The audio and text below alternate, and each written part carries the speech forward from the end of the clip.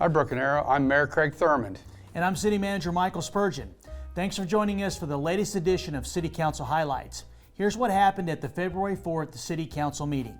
On the consent agenda, congratulations to Chuck Morasca on his appointment to our Convention and Visitors Bureau. Chuck is a general manager of the Regal Theater Warren Theater in South Broken Arrow. He takes over an unexpired term on the CVB that had to be filled with someone who was in the attraction industry. Welcome aboard, Chuck, and we look forward to working with you.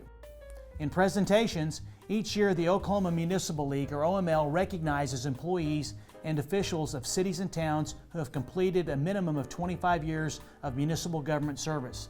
This year, OML recognized 12 city employees in our police, fire, inspection, sanitation, fleet maintenance, construction, and street divisions. Congratulations to everyone that received the 25-year award. You know, Mayor, I think it's great that OML recognized so many folks in our organization that reached the milestone of 25 years of service. Absolutely, Michael. The people recognized across the state each year have really dedicated a lot to their cities. Also, during the City Council meeting, the city proclaimed February 2020 as Teen Dating Violence Awareness Month. Each year, nearly 1.5 million high school students nationwide experience some form of violence from a dating partner, and only 30% of teens in a violent relationship ever tell anyone about their abuse.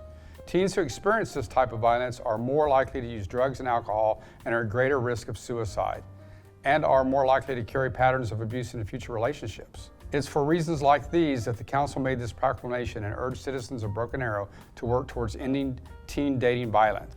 Here are some exciting news from our finance department. Tuesday night, Finance Director Cynthia Arnold presented a distinguished budget award received from Government Finance Officers Association to the council. This award encourages local governments to prepare high-quality budget documents that reflect nationally accepted best practices on budgeting. This is the first time the City of Broken Arrow has earned this award. On behalf of the council, I'd like to thank our city manager, administration, and our finance department team for earning this prestigious award. In general council business, the final member of the Drainage Advisory Committee was appointed by the council. Denise Mason was confirmed as the newest member of the 6-person committee that makes recommendations to the City Council on where public funds should be spent for stormwater drainage projects around the city. Welcome aboard, Denise. We are certainly glad that you're joining this very important Citizens Advisory Group. Now I need to share some disappointing news. In December, the city solicited bids for the Hillside Drive retaining wall replacement project. We only received 2 bids, and both were significantly higher than the city's estimates. At the January 21st meeting, the council approved city staff's recommendation to try and reach a better deal with the apparent low bidder. Unfortunately, a solution could not be found, and last night the city council rejected the bids. The city will now re-examine the package and rebid the project as soon as possible. In the Municipal Utility Authority meeting, HDR Engineering will help the city prepare for replacements of 2 storage tanks at the Verdigris River Water Treatment Plant. One of these tanks is part of the cleaning system for the membrane filtration system that filters Broken Arrow's water supply. The other must be approved to allow access to piping below the tank. Now here's a quick update on our efforts to transition to carts for trash collection and to start recycling. The routeware was selected to provide route planning for our new sanitation routes that will be necessary due to the upcoming changes in the city's trash service. This is an important step in the process of implementing our once-per-week service and adding curbside recycling.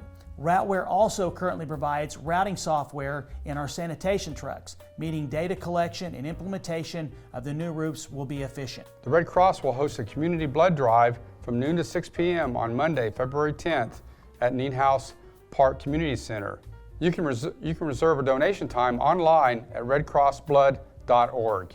Don't forget to register for the city's annual HOA workshop on Saturday, February 29th at Stony Creek Conference Center. The workshop is a great place to get helpful tips and resources for property owners, renters, and those wanting information on owning a home within an HOA. Here's a reminder that city offices will be closed on Monday, February 17th for President's Day. There will also be no trash service on that day. Monday trash service will have their trash picked up on Tuesday that week, and Tuesday customers will have theirs picked up on Wednesday. The city's trash bag distribution point at the Indian Springs will also be closed on February 17th. That's it for this edition of City Council Highlights. The next meeting is on February 18th. Thanks for joining us. Have a great week, and we look forward to seeing you around town.